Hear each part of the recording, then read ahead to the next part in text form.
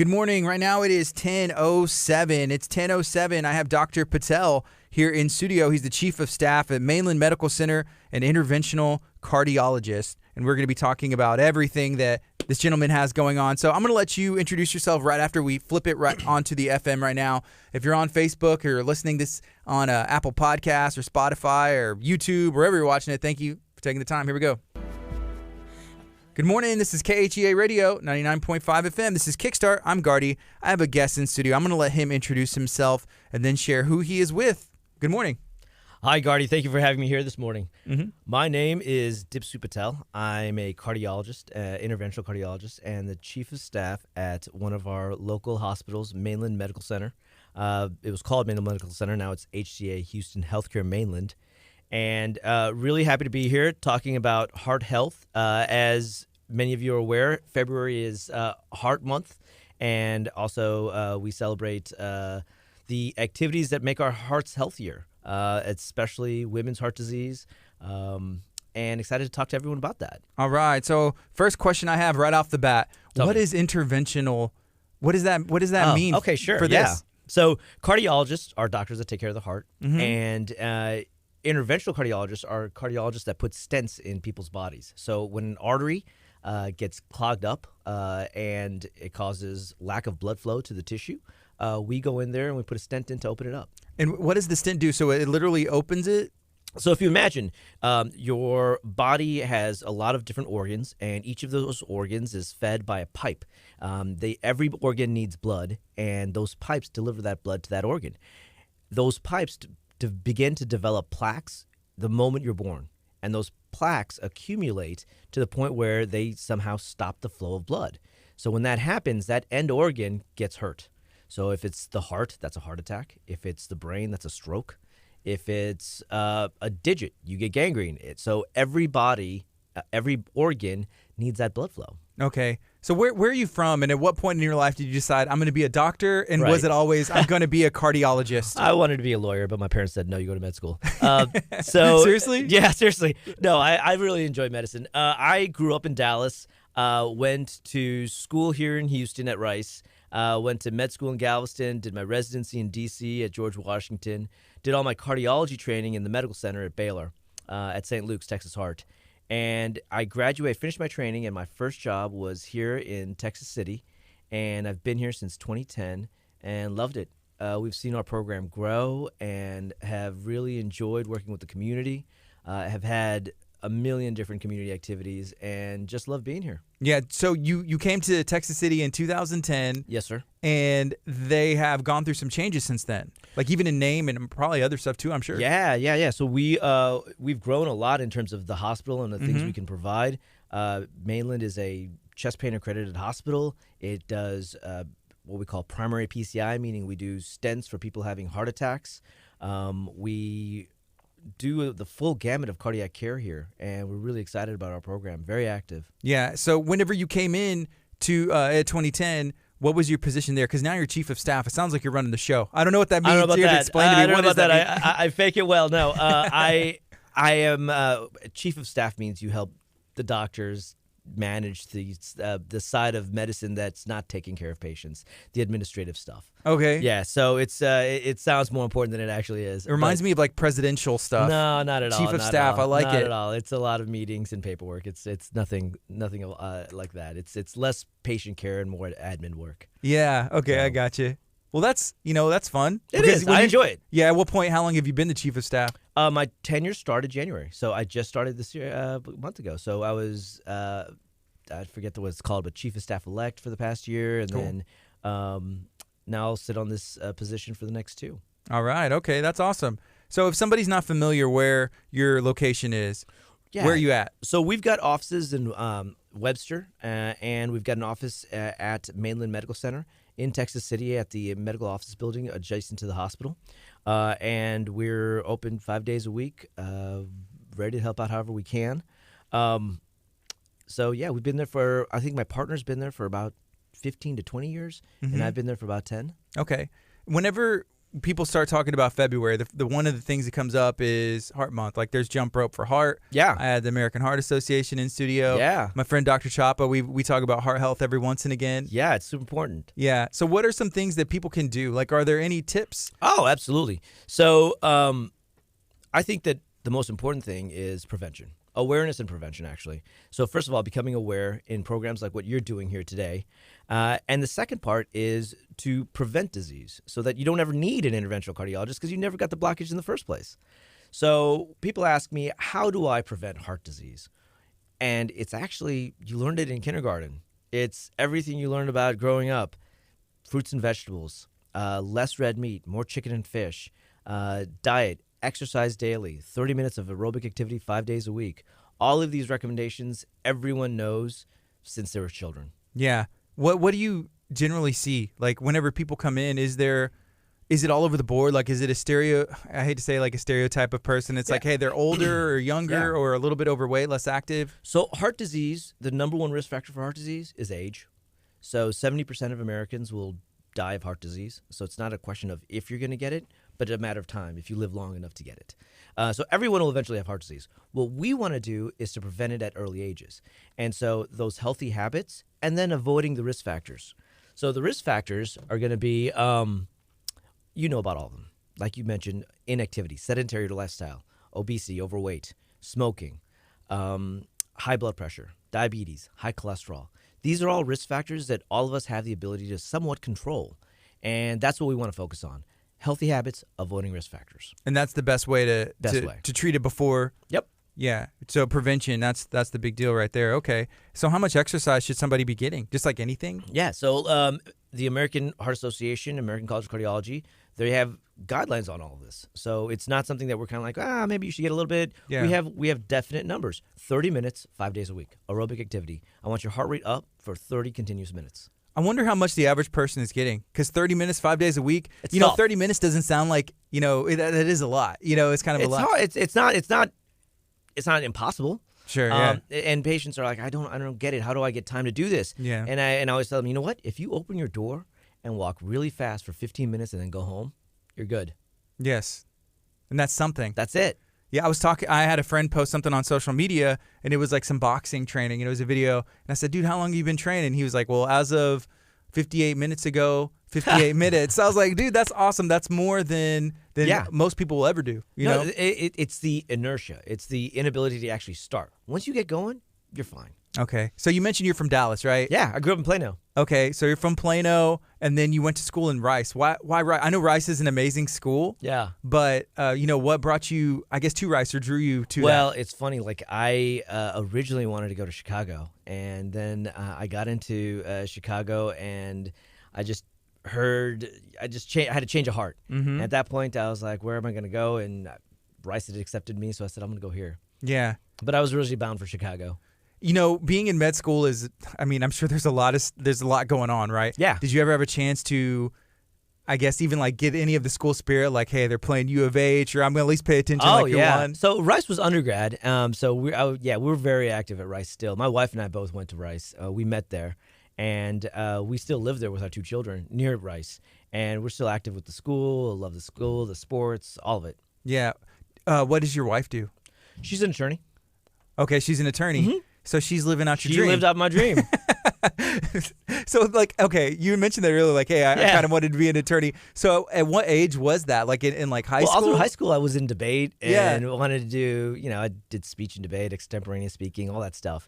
But then I was like, it's not like I didn't like medicine. I like medicine also. Yeah. I love medicine, actually. Did you compete in any of the debate and speech competitions? I did. So I loved it, LD. I have a friend who did that, and he went to college, and competed as well, and he was, with debate and stuff, and I know he placed in like some I never did it in college, just in high school.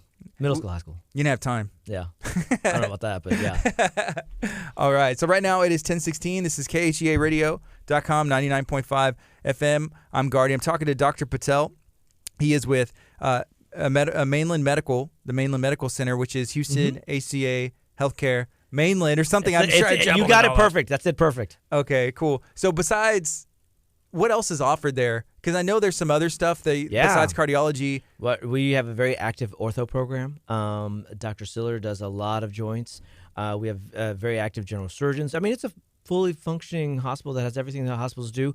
We don't do OB and we don't do kids. So those are the only two areas that we don't really do. But otherwise, we have an active medical staff in every field. Yeah. So my wife, she's pregnant, and we're supposed to have the baby March 11th. Congratulations. That's a Wednesday. We're stoked. This will be the third. Third? Yeah, wow. The third baby. And so we went to Houston. You're outnumbered. HCA. Yeah, we are. This is the one that kind of is the deal breaker. Yeah. But we go to the one in Webster, to have the baby. Clear Lake Regional. Yeah, and it's awesome. It's awesome. It's a beautiful building. Great people. Great people. Experience. Like, everything's been great. We're actually one hospital. Two campuses of one hospital. Clear Lake and Mainland are combined. Yes. And then there's a facility I drove by yesterday on the way to the library in Texas City. Memorial Library opened up, and there's something on the left. It says Houston HCA, and I'm not sure what it is. There's a urgent care center. Okay, that's what it is? Yeah, I think I'm not sure exactly what you're referring to, but yeah, there's an urgent care center here that is affiliated with the two hospitals. That's cool. HCA hospitals. So an urgent care, is that kind of like an ER? Or It is, but ERs generally tend to be affiliated with hospitals, and urgent cares are freestanding, and they take care of you, they get you in, get you out quickly, and if needed, they'll transfer you to a emergency room. Okay. What are some signs? So you're a cardiologist. Yeah. What are some signs that people should be looking for, or maybe they're just ignoring, that you shouldn't be ignoring? They say, like, hey, there's an issue that's going on with my body, specifically my heart. Right. So great question. And the most obvious is chest pain. And that's what most people come in to see me with, is that they have some kind of chest pain on their chest. And most people's hearts didn't read the textbook. So just because it's not an elephant crushing on your chest doesn't mean it's not your heart. So if you have doubt, if you have risk factors, definitely get checked out. The other issue is shortness of breath, lightheadedness, fainting, falling. All of those issues can be related to your heart. The other most common topic we get in our clinic is palpitations. Your heart's racing for unknown reasons. And that has to do with arrhythmias, electrical problems of the heart, something else that we see almost every day. So if you have issues like that and you go in, what's the solution? So it depends on what the problem is. Mm-hmm. The solution, number one, like we talked about already, is prevention. So preventing future events, diagnosing what problem you have exactly right now. So if you're having chest pain, we'd want to make sure that there's not a blockage in one of the arteries feeding blood to your heart. We do that typically with a stress test, and there are lots of different kinds of stress tests. We can do an ultrasound that also looks at it's like the ultrasound they do on pregnant women, except we look at the heart. Okay. And we'll look at the valves. We look at how strong the heart is working and pumping. We do an EKG that's looking at the electrical activity of the heart to see if there's some electrical problem there. Yes. So there's a lot of diagnostic tests we can do, really directed toward what your symptoms are. Yeah. What does life look like after you have a stent put in, or if you've had, a heart attack? What's the next step? So the most important fact that I can tell anybody who's had a stent is that if you've had a stent, if you've had a cardiac procedure to open up an artery, you're more likely to have another blockage. So the rates of people who have heart disease are much higher at having future heart events. Even if they make a change? So yes, because they have the substrate now that predisposes them towards having heart disease. Okay. So what we do is we really, really get aggressive with them. So we get them on medicines, and the primary ones being aspirin, other types of antiplatelet medicines like aspirin, and cholesterol medicine. Mm-hmm. And that'll help hopefully treat it and balance. Lots of studies have shown that high doses of statins, cholesterol medicines, can actually help reverse some of the plaque buildup. Okay.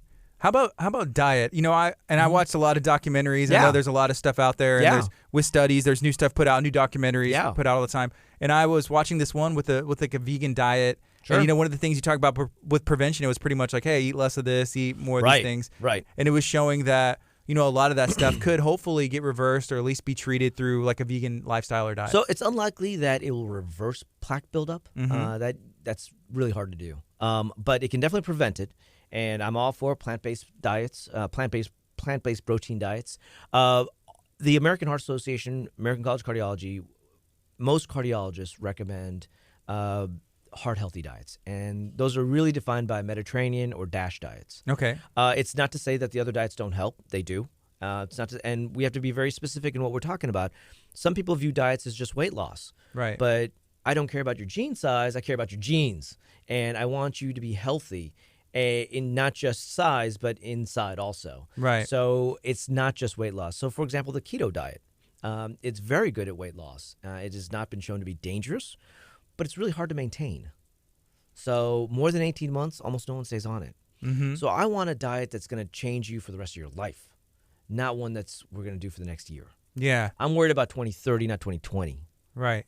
That's awesome. I like that. So what does that look like? What kind of diet is that? Well, it's a diet that has no fast food, has no fried food, has no junk food, and has very little dessert. Sugars are the new fat. And so those are the things you don't want to do. So what do you want to do? Well, what you want to do is you want to have, if you imagine your plate like a big circle, then one half of it is going to be protein. That's going to be chicken, or sorry, 1/4 of it's going to be protein, chicken or fish.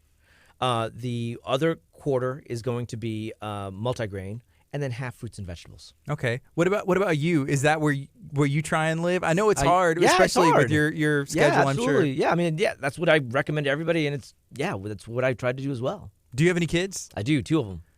Okay, is it 2 daughters? 2 daughters? 10. Yeah. 7 and 10? Okay, I have a 7-year-old son, and he's awesome. Yeah. But 7-year-olds, they're starting to get that opinion. I can only imagine whenever he's 10. What does their nutrition look like? Because I try and have my son eat some, like, this is good for you, and he's like, nah, I'm gonna eat that. I'm not gonna eat that. It's like every other parent in the world. You do the best you can, and you guide and you direct, and then you bribe and you punish, and all of those things. But that's every parent, I think, everywhere in the world. Yeah. Do they want to follow in the medical field or attorney or anything like that? They change every day. I mean, sometimes they do, sometimes they don't. Both like it. Both, we talk about it a lot at home. We talk about medicine a lot at home. I think they have an aptitude for it. I don't know. They're 7 and 10, so we'll see. Yeah, my son at this point, he's like, I want to be a YouTube vlogger. Yeah, and I'm like, we've had that too. Great, where'd you get that from? But it's just interesting to see, the changes, and as they create their own personality. It's a lot of fun. Yeah, it is. So let's see. Right now it's 10:23, actually 10:24. I'm talking to Dr. Patel, and we're talking about February, which is Heart Month, and this is a great time to spread some awareness. Is there anything else that you would like to share, maybe about prevention or the hospital, anything at all? I had a story just the other day. There's a internal medicine doctor, a primary care doctor, who called me and said, there's this guy, he's young 50s, and he just doesn't look well. Is there any way you can get him in? And it was, one of those days, it's Thursday afternoon. Wife's got some dinner plans for us. I got to get home. And I'm like, okay, just send him over. I'll see him quickly. Mm-hmm. Comes over, and he looks ashen. He looks great. And he has some risk factors, doesn't smoke, but has high blood pressure, untreated cholesterol. And I said, you just don't look well. And what I would typically do is say, okay, we're going to schedule you a stress test next week. We'll see what the stress test says. If there shows a problem, we can do an angiogram. We'll bring you back a week later, then we'll discuss the stress test. And the week after that, we can talk about an angiogram. And this guy just doesn't look well. His wife also is very worried about him. And I said, well, you know what, let's just put you to the emergency room. So we send him to the emergency room. He goes into the emergency room. The very next day, I say, look, he's just not looking well. Let's just do an angiogram. So what an angiogram is where I take a small needle, insert it into an artery, and thread a catheter up to the heart, inject dye into those blood vessels. We injected dye. One of his main vessels, the LAD, was 99% blocked up. Wow. He was on the verge of a massive heart attack. We opened it up, looked great. He was in tears. He's like, thank you so much. And that's what gets me motivated. That's why I come here. This is why I'm talking to you, is stuff like that makes me feel good at the end of the day. All of us have jobs in which some days you just don't feel it. You go home and you're like, that was just a terrible day. Or you get up in the morning and you're like, I don't want to do this. But stories like that keep me motivated, keep me wanting to talk to you. Yeah. There's a lot of pressure, on you, like, hey, I want to make sure I check and double check. How do you handle that? I don't know. It's just I think it's like pilots. Pilots always double check and triple check everything before they start flying, and that's what we do in terms of proceduralists, from surgeons to orthopedists to cardiologists. We check and double check every step of the way, and we do it the same way every time, so that we can't make a mistake. We just follow protocols. Hey, this is Mrs. Pruitt, and she said, hey, that's Rick's doctor, which that's her husband. He said, I'll say he's a great doctor. He has an appointment with him this morning at 10. However, I guess he doesn't have to be there for an echogram. Actually, so we're ending this stream like in minutes, so that way he can be there at 10 o'clock, because we've had this conversation before, so that's cool. Thank you for taking the time to tune in. Ms. Pruitt, you feel free to share this stream and let me know what you got going on today. Is there anything else you'd like to share? I know you got to hang out with Mr. Pruitt. Yeah, make sure he's good to go. That's funny. Is there anything else? No. I mean, if there's any questions, please don't hesitate to ask. Come by the office. We'll be happy to take care of you. All right. This is KHEA Radio, 99.5 FM. Thank you for hanging out today. Thank you. All right, Facebook. Hey, y'all be good. Be blessed.